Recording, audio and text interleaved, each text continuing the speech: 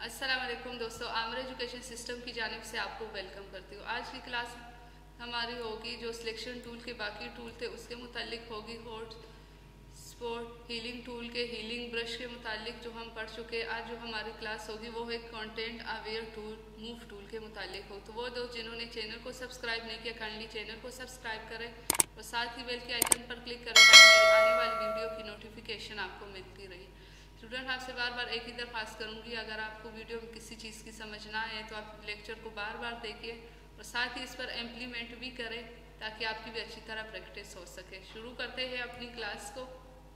Content aware move tool basically क्या काम करता है, अगर हमने किसी एरिया को सिलेक्ट करके उसको दूसरी जगह मूव करते पीछे उसका एरिया रह जाता है, उसको ये किस तरह से फिल करता है।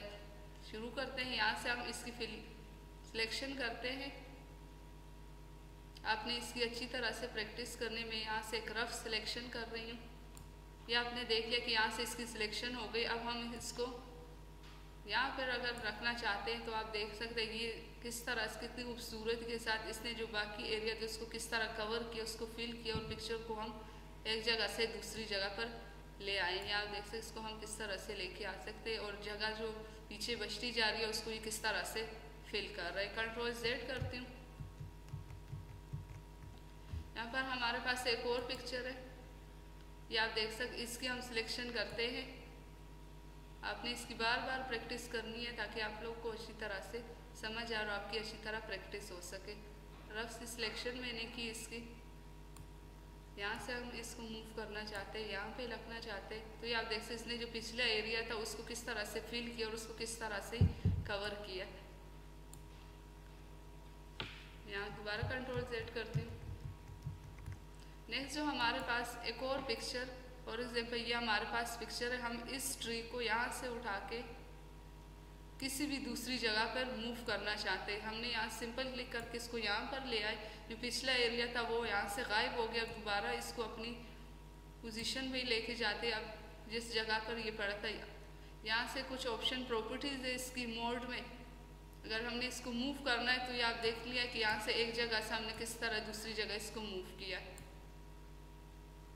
नेक्स्ट जो हमारे पास इसके जो प्रॉपर्टी ऑप्शन है वो है एक्सटेंड, यानी एक चीज़ को हम किस तरह एक्सटेंड करते हैं, स्प्रेड कर सकते हैं। यहाँ से हमने एक्सटेंड पे क्लिक किया और यहाँ से आप देख सकते हैं हम पिक्चर को किस तरह से स्प्रेड कर रहे हैं, एक्सटेंड कर रहे हैं। इसको आप कहीं पर भी रख सकते हैं। ये आप देख सकते कितनी खूबसूरती के साथ ये हम स्प्रेड कर रहे हैं और कितनी तेज़ी से ये फैल रही है। यहाँ से देख सकते हैं कि हमने इसको किस तरह से, अब फॉर एग्जांपल इस हाउस को मैंने उठाना है और इसकी एक्सटेंड करके रखना है तो आप देख सकते हैं यहाँ पे इसको हम एक्सटेंड करते जा रहे हैं। यहाँ पे यहाँ से हम इसको एक्सटेंड कर रहे हैं तो आपने देख लिया किस तरह से हमने इसको एक्सटेंड कर लिया, स्प्रेड कर लिया। कंट्रोल Z करती हूँ।